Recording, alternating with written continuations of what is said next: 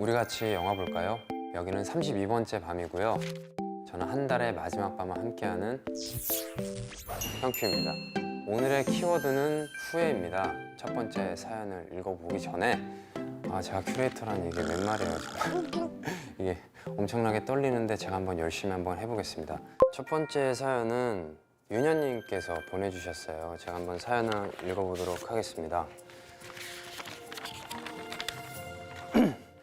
1년 동안 학점만 챙기다가 못 놀고 보내버린 20살이 후회돼요 라고 보내주셨는데, 저는 20살 때 학점을 못 챙겼어요. 윤현님은 학점 관리 하셨잖아요. 그럼 좋은 거 아니에요? 저는 맨날 후회를 하고 살고 있습니다. 근데 뭐 고민이 될 수 있으니까 저는 충분히 공감을 하고, 저는 20살로 다시 돌아간다면 윤현님처럼 학점 관리를 해볼 것 같아요. 그래서 조금 체계적으로 저의 삶을 계획적으로 이렇게 한번 살아보고 싶은 그런 생각이 있는데, 윤현님께 소개시켜드리고 싶은 영화는 스물이에요. 청춘 성장물인데 연기들을 굉장히 공감이 가게끔 잘 연기를 해주셨어요. 그래서 저 같은 경우는 개인적으로 마지막 장면이 굉장히 인상적이었는데, 훈련소로 3명이서 손을 잡고 이제 뛰어들어가는 그런 장면이 마지막 장면인데, 왜 저한테 인상적이었냐면 그 세 친구들이 각자 힘든 게 있거든요. 어떤 친구는 열심히 살고 어떤 친구는 방탕한 생각을 하면서 놀기도 하고 이러지만 결국은 가는 지점들이 똑같았단 말이죠. 저는 그런 것들이 조금 많이 공감이 되면서, 순서만 다를 뿐이지 목표하고 있는 게 있다면은 사실은 뭐 그런 것들은 저는 영향이 없다라고 생각을 해서, 윤현님께서 한번 보시면 전생에 또 이런 상황이 있었다고 하더라도 학점 관리하셨을 거예요. 그래서 제가 드리고 싶은 말은 오히려 그런 거 어떨까요? 선택한 거 후회하지 않는 습관. 저는 좌우명이 선택한 거, 내가 선택한 거 후회하지 말자, 약간 이런 게 좌우명인데, 내가 전생에 태어나든 아니면 미래에도 이런 상황이 있으면 내가 이런 선택을 했을 거다, 뭐 이런 생각을 갖고 있어서 윤현님도 한번 그런 생각을 해보시는 게 저는 좋을 것 같아요. 윤현님 힘내시고 후회하지 마세요. 아셨죠? 두 번째 사연은 이세양님께서 보내주신 사연인데요. 몇 년 전 남자친구와 이별을 했습니다. 그분은 특별한 사람도 아니었고 오래 만난 사람도 아니었고 뜨겁게 사랑했던 것도 아니었습니다. 짧지만 평범한 연애를 하다가 평범하게 이별을 했습니다. 그런데 제가 많이 좋아했던 걸까요? 이별이 이렇게 아픈 건지 처음 알았습니다. 그때 속으로 빌었어요. 이렇게 아픈 건 너무 힘드니 차라리 다시는 사랑 안 했으면 좋겠다고. 그 이후론 저는 타인에게 마음을 주지도 받지도 보여주지도 않았습니다. 하지만 지금은 그 선택이 많이 후회가 돼요. 이제 와서 고쳐보려고 노력했지만 다른 누군가에게 마음을 주는 방법을 잃어버린 것 같아요. 저는 어떻게 해야 할까요? 이거 어떻게 해야 되죠? 그분은 특별한 사람도 아니었고 오래 만난 사람도 아니었고 뜨겁게 사랑했던 것도 아닌데 마음이 아프다. 이런 경우. 근데 무슨 느낌인지 알 것 같아요. 저는 약간 그런 경험이 있어가지고, 이제 남녀 관계에 있어서 각자의 사랑의 방식이 다르잖아요. 표현하는 방식이 다르고. 근데 그게 엇갈리면 이제 한도 끝도 없이 엇갈려서 이제 다시는 볼 수 없는 그런 사이가 되는 경우들이 많이 있는데, 평범하게 사랑했는지도 몰랐는데 알고 보니 사랑이었다, 이런 게 조금 마음이 아픈 것 같아요. 근데 그렇다고 해서 마음을 닫을 이유도 없는 것 같고, 제가 생각했을 때 이세양님께서 사랑을 표현하는 방식이나 그거를 정확하게 아는 게 좀 중요한 게 아닐까라는 생각이 드는데, 제가 영화 추천해 드릴게요. 혹시 500일의 썸머라는 영화 보셨나요? 어떻게 보면 겉으로 봤었을 때는 로맨틱 코미디? 그런 로맨스 영화라고 생각할 수 있는데 전혀 내용은 그게 아니거든요. 한번 보시면 되게 성향이 다른 두 남녀가 만나서 엇갈려가는 사랑에 대한 얘기인데, 보신 분들은 되게 많은 말들이 있어요. 여자가 잘못했다, 뭐 남자가 바보다, 막 약간 이런 얘기가 있는데, 그것보다도 저는 중요한 게 그 각자가 생각하는 사랑이라는 주제에 대해서 좀 그런 것들이 조금 중요했었던 것 같아요. 이세양님께서 한번 이 영화를 보시면 조금 더 그분한테 어떻게 대했었는지, 그때 내 마음이 어땠는지 이런 것들이 정확하게 알 수 있지 않을까요? 마음의 문을 조금 한번 열어보시는 건 어떨까 저는 그렇게 생각합니다. 아셨죠? 네. 그러면 세 번째 사연으로 한번 넘어가 보도록 하겠습니다. 양예원님께서 보내주신 사연인데요. 안녕하세요. 저는 고등학교 1학년 여고생입니다. 어렸을 때부터 미술에 관심이 많았지만 중학교 때까지는 미술로 진학해야겠다는 생각을 하지 않았어요. 제가 요새 또 그림 공부를 하고 있는데 저는 성극기인데 좀 고등학교 들어오고 내가 진짜 하고 싶은 걸 하고 살아야지 않을까? 라는 생각이 들어서 좋아하고 하고 싶은 미술을 시작하게 되었습니다. 막상 예체능에 뛰어들고 나니 잘하는 아이들이 너무 많더라고요. 지금 시작한 나는 정말 늦은 게 아닐까 하는 생각도 너무 많이 들었고 예체능은 재능으로 하는 거야. 너는 너무 늦었어. 이런 말을 듣다 보니 미술을 시작한 것이 후회되는 것 같아요. 라고 사연을 보내주셨는데 너는 너무 늦었어 이런 얘기는 왜 하는 거예요? 누가 그런 말을 하는 거죠 도대체? 뭐 자기는 빠른가?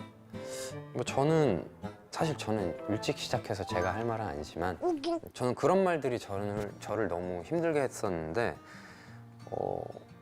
막 뭐 예를 들어서 흔히 말하는 뭐 이런 것들이 없는데 네가 그 세계에서 어떻게 살 거냐라는 이런 말들을 너무 많이 들었는데 그때 당시에는 너무 그게 짜증도 나고 화도 나고 그랬지만 지금은 전혀 신경을 안 쓰고 제가 하는 거에 조금 많이 집중을 하는 것 같아요. 그리고 가장 중요한 건 나잖아요. 남들을 의식하고 남들 시선이나 말들을 신경 쓸 필요가 있을까? 그러니까 남들을 위해서 내가 사는 게 아니기 때문에 그런 말들 신경 안 쓰셔도 될 것 같아요. 지금 하시는 거 즐기는 게 더 중요하다고 생각하고 이제 그런 쪽으로는 귀를 좀 닫으셔도 될 것 같다라는 생각이 저는 듭니다. 제가 영화 추천해 드릴 거는 세월간이 혹시 아세요? 세월간이라고 인도 영화인데 저는 이 영화 보면서 아리주엘이라는 이제 대사인데 अरे तू डरता बहुत है यार ये हाथ ले अपने दिल पे डाल और बोल all is well all is well 저는 한동안 아리주엘이라고 굉장히 많이 외치고 다녔어요. 그 춤도 많이 따라해보고 되게 신나가지고 이 영화를 보면서 조금 나는 소중하다라는 거를 조금 많이 이렇게 느꼈던 것 같은데 예원 씨도 이 영화를 보면 아마 내가 하고 싶었던 그림 공부, 미술 공부, 그 다음에 남들이 했었던 말들 이런 것들을 조금 씻겨 내려가지 않을까라는 생각이 들어서 저는 이 영화를 추천드리고 싶어요. 미술 열심히 하시고 나중에 기회 되시면서 지금 성극기밖에 안 하고 있는데 그림을 좀 가르쳐 주셨으면 좋겠습니다. 마지막 사연으로 한번 넘어가 보도록 하겠습니다. 보내주신 분은 알리에님이 보내주셨어요. 저는 현재 전공과도 전혀 상관없는 일을 하고 있습니다. 나름 안정적인 직장 생활을 하고 있지만 늘 제가 하고 싶었던 것과 다른 업무에 뭐든 잘할 수 있을 것 같던 열정이 식어가는 요즘입니다. 쉐어하우스에 살면서 저와 달리 나이와 사회의 시선과는 상관없이 자신들이 하고 있는 일에 확신을 가지고 즐기는 친구들을 보며 이직을 생각하게 되었습니다. 요즘 30대는 청춘이라며 제가 잘하는 것에 확신을 가졌으면 좋겠다고 응원하는 가족들과 친구들이 있어 마음은 든든하지만 취업 시장에서의 현실적인 문제에 새로운 것에 도전한다는 것이 두려워 고민만 하다가 2019년이 지나가는 것 같아요. 2020년도에는 제가 좋아하는 일을 시작할 수 있는 해가 되었으면 합니다. 저와 같이 고민하고 후회하시는 분들이 있다면 같이 힘내면 좋겠습니다 라고 사연을 보내주셨는데 근데 저희 쪽에도 마찬가지예요. 다른 직업을 하다가 갑자기 혜성처럼 나타나시는 분들이 있어요. 근데 그분들이 못 하시는 게 아니에요. 또 잘하시는 분들이 많거든요. 자기가 하고 싶은 거 좀 좋아하는 거에 즐기는 사람들 보면은 전공과 상관없이 굉장히 능력을 뽐내시는 분들, 선천적으로 타고나신 분도 있고 후천적으로 자신이 좋아하는 것들에 이제 열정이 갑자기 확 타올라가지고 이제 달려드신 분들도 있고 그런 경우들을 많이 봤는데 저는 그런 생각들을 좀 했거든요. 그러니까 사람마다 열정의 시기, 타이밍이 좀 다르다고 생각을 해요. 저도 굉장히 배우로 생활하면서 힘들었던 경험이 많거든요. 이제 뭐 주변에서 이제 가족들이 많이 응원을 해주고 친구들도 응원을 해주고 하지만 이게 내 이기심 때문에 내 주위 사람들을 힘들게 하는 게 아닌가 아직까지도 사실은 하고 있는데 그것보다 더 중요했던 거는 저를 조금 많이 사랑하고 아껴야겠다라는 생각을 많이 하고 있는 요즘인데 안 그러면 제가 버틸 수가 없을 것 같아가지고 알리에님도 본인을 더 소중하게 생각하시고 이제 그런 생각들을 하면서 화이팅을 하셨으면 좋겠고요. 제가 영화를 추천해드리고 싶은 건 인턴이에요.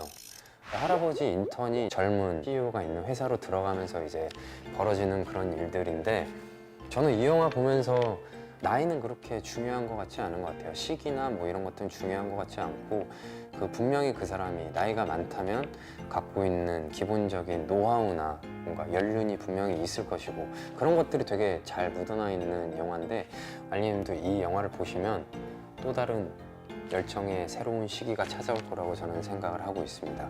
네, 파이팅! 오늘의 키워드는 바로 시작입니다. 오늘도 이렇게 편지가 침대에 도착을 했습니다. 첫 번째 사연은 우가스님께서, 혹시 이거 돈가스 때문에 제가 우가스인가요? 메뉴를 바꿔야 되겠어 진짜. 안녕하세요. 내년이면 졸업반을 달리고 있는 영화 감독이 꿈인 여대생입니다. 제가 미리 인사를 드리겠습니다. 네, 잘 되셔서 저랑 꼭 한번 작업을 했으면 좋겠어요. 이번 방학에 현장 실습을 신청하려고 했는데 여자는 받지 않는다고 하더라고요. 앞으로도 현장에서 여자라서 무시당하면 어떡하지? 안 받아주면 어떡해야 하지? 라는 고민도 있고, 이런 제안에서도 잘할 수 있을지 고민이 많습니다. 요새도 그렇게 남녀 차별을 하는 곳이 있다고요? 제가 경험담을 조금 얘기해 드리자면, 저는 뭐 드라마 촬영장이나 뭐 연극, 뭐 영화 이런 촬영장 많이 갔는데 여성 스태프분들이 굉장히 많으세요. 능력이 좋으신 분들도 많고, 뭐 남녀 이렇게 구분 안 하고 능력으로 이렇게 평가를 받는 시대지, 뭔가 성별로 이렇게 차별을 하고 뭔가 평가를 하는 분위기는 아니라고 생각했는데 아직도 이런 게 있는지, 어떻게 이럴 수가 있지? 혹시 그린북 아시나요? 이 영화 같은 경우는 추천하는 이유가 무시당하면 어떡하지? 뭐 차별에 대한 얘기를 하셨으니까. 근데 이 영화에서도 분명히 차별에 대한 얘기가 나와요. 흑인과 백인 사이에서 뭔가 인종차별에 대한 얘기가 나오는데, 꼭 그게 노골적으로 차별을 보여주는 게 아니라 굉장히 자연스럽게 사람들이 관습처럼 이렇게 차별에 대해서 인식을 하고 있고 자연스럽게 그걸 행해왔다라는 것들이 영화에 묻어 있어요. 그래서 보면은 노골적이지 않게 표현을 했기 때문에 보는 사람들이 조금 메시지를 받을 수 있을 만한 영화라고 생각을 해서 추천을 드려요. 우카스님 힘내시고 영화 감독이 돼서 저희 현장에서 만날 때까지 제가 응원하고 있겠습니다. 현장에서 봬요. 팡소영님, 네, 발음을 잘해야 돼요. 팡소연님. 안녕하세요. 저는 발랄한 17살 여고생입니다. 전 중학교 때부터 배우라는 꿈을 갖게 되면서 부모님 반대에도 불구하고 저의 꿈을 계속해서 지켜오고 있었는데요. 드디어 2년 8개월 동안 부모님을 설득하여 연기를 배울 수 있게 되었어요. 정말 너무 행복하고 설레기도 하는데, 한편으로는 잘할 수 있을까라는 의문과 두려움이 저의 마음 한켠에 자리 잡아가고 있어요. 이런 저에게 좋은 영화를 추천해 주세요 라고 보내주셨는데, 저는 연기를 중학교 1학년 때부터 이제 배웠는데 저랑 조금 비슷한 것 같아요. 저는 부모님을 설득했지만 실패했습니다. 그 대신에 할머니께서 몰래, 부모님 몰래 이제 학원비를 대주셔서 저는 연기를 배울 수 있었는데, 그것 때문에 할머니랑 약속을 했어요. 약속을 한 게 이제 예술고등학교에 진학하는 게 공약이었죠. 근데 저는 그거를 지켰고, 지금도 아직도 할머니께서 보내주신 그때 상황이 떠오르는데, 힘들다라는 생각보다 엄청 설레고 재미있었던 기억이 있어요. 제가 그래서 팡소영님께 추천해 드리고 싶은 영화는 파버로티라는 영화인데, 다들 그렇잖아요. 사람들이 내가 하고 있는 일이 재미없어질 때가 분명히 존재하고, 저 같은 경우에도 항상 뭐 연기하는 게 막 즐겁다, 이거는 거짓말이고, 정말 포기하고 싶을 때도 있고, 뭐 지루해서 다른 거 하고 싶을 때도 있었는데, 이 영화 보면서 조금 제가 하고 있는 일을 조금 더 사랑하고 그런 열정들이 조금 많이 일어났던 것 같아요. 극 중에서 이재훈 씨가 이제 조직폭력배 두목인데, 그런 되게 극단적인 상황 속에서도 자기가 이루고 싶었던 성악가의 꿈을 찾아서 가는 출발을 시작하는 그런 내용인데 한번 보시면은 지금 이제 막 연기를 시작하시고 하셨으니까 그런 열정들에 기름을 더 붓는 역할을 하지 않을까 생각해서 저는 이 영화를 추천드리고 싶어요. 나중에 황수 형님 뭐 현장에서 만날 수 있었으면 좋겠네요. 제가 응원하겠습니다. 파이팅! 세 번째 사연인데요. 박지영님께서 보내주신 사연. 안녕하세요. 설레고 기대감이 넘치는 20살입니다.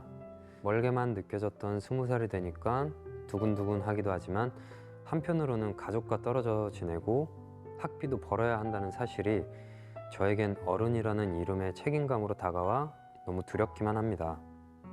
한창 좋을 때라고 하지만 첫 20대의 시작을 어떻게 시작하고 또 어떻게 두려움을 극복해야 할지가 가장 큰 고민입니다.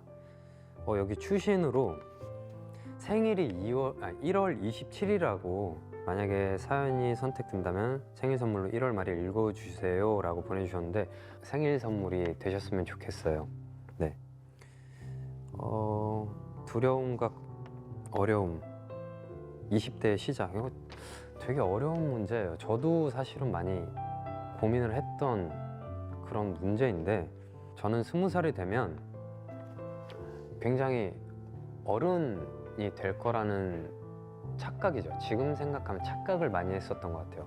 근데 여러분들도 아시겠지만 고3에서 20살이 됐을 때 사실 달라진 건 주민등록증이 나오고 술집에 들어갈 수 있는 자유가 생기고 이거 말고는 정신적인 성숙도나 이런 거는 20살이 된 거랑 19살이랑 별로 차이가 저는 없었던 것 같아요.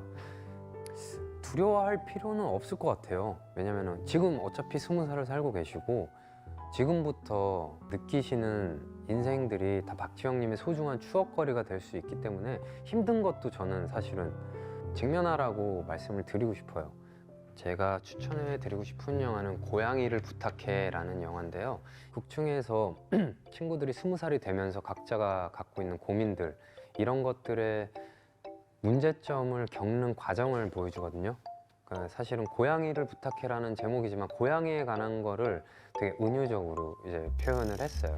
그 고양이를 이제 친구가 선물을 하면서 각자의 상황에 따라서 키우지를 못하기 때문에 이렇게 고양이를 계속 왔다 갔다 이렇게 하는 상황이 되는데 고등학교에서 이제 20살로 넘어온 성인들한테 해주는 그런 메시지 같아요. 그러니까 방황하는 그런 것들을 표현을 해주셔가지고 저는 보면서 굉장히 생각할 거리도 많았었고 일단 그 영화 특유의 분위기가 굉장히 따뜻하고 좋아서 고양이를 부탁해를 보시면 박지영님께서도 그런 두려움보다도 지금 겪고 있는 과정에 대해서 조금 생각할 수 있지 않을까라는 생각이 들어서 저는 이 영화를 추천해드리고 싶어요. 지금 겪고 있는 것도 좀 나중에 다 피와 살이 된다라고 생각을 합니다. 박지영 씨 힘내세요. 이제 마지막 사연인데요. 이연욱 남편님이 보내주셨는데 안녕하세요. 이연욱 배우님. 2020년에 21살이 되는 대학생입니다. 제 고민은 앞으로 어떻게 살아야 할지 모르겠다는 것입니다. 꿈에 그리던 대학생이 되었음에도 가고 싶던 대학에 떨어지고 생각지도 못한 학교에 입학하면서 마음이 편히 행복했던 적이 없었어요. 이 불합격이라는 세 글자가 제 인생을 부정하는 기분이었습니다. 살면서 가장 많이 울었고 안 좋은 생각을 하면서 몇 개월을 넉나간 사람처럼 살았어요. 그래도 계속 이렇게 우울하면 안 되겠다고 마음을 먹고 편입을 목표로 정했는데 또 실패를 경험할까 봐 무섭습니다. 다시 실패를 경험한다면 이번엔 진짜 무너져 내릴 것 같아요. 마지막으로 배우님 영상 찾아보면서 우울한 것도 좀 덜해졌어요. 배우님은 제 20년 인생 최고의 배우입니다. 제가 뭔가 사연을 읽어드리고 위로를 해드려야 되는데 왜 제가 위로를 받고 앉아있죠? 저는 지금도 불합격이라는 얘기를 계속 듣고 있어요. 이게 뭐냐면 제가 배우라는 직업을 하면서 저뿐만이 아니라 모든 연기하시는 분들 혹은 또 다른 직업의 누군가도 계속 듣고 있는 얘기일 거예요. 왜냐면은 저를 빗대서 얘기해 주자면 저희 연기하는 사람들은 오디션이라는 걸 보죠. 오디션이라는 걸 보고 불합격 통보를 자주 받습니다. 혹은 통보를 받지 못하는 경우도 있어요. 그럴 때는 정말 잔인한 게 제 스스로한테 불합격이라고 각인을 시켜요. 그러면은 그때 드는 감정들, 우울감, 공허함, 그리고 자존감이 떨어지는 거를 수없이 느끼고 있어요. 지금도 그러고 있고요. 저는 직면하라고 말하고 싶은데 저를 대입해서 얘기하자면 저 같은 경우는 이렇게 궁지에 몰리고 힘들 때 저를 도마 위에 올려요. 그러니까 한마디로 낭떠러지로 저를 끌고 가서 저한테 물어봐요. 포기하던지 아니면은 제대로 하던지 라고 했었을 때 항상 저는 다행히도 제대로 하던지를 선택을 했던 것 같아요.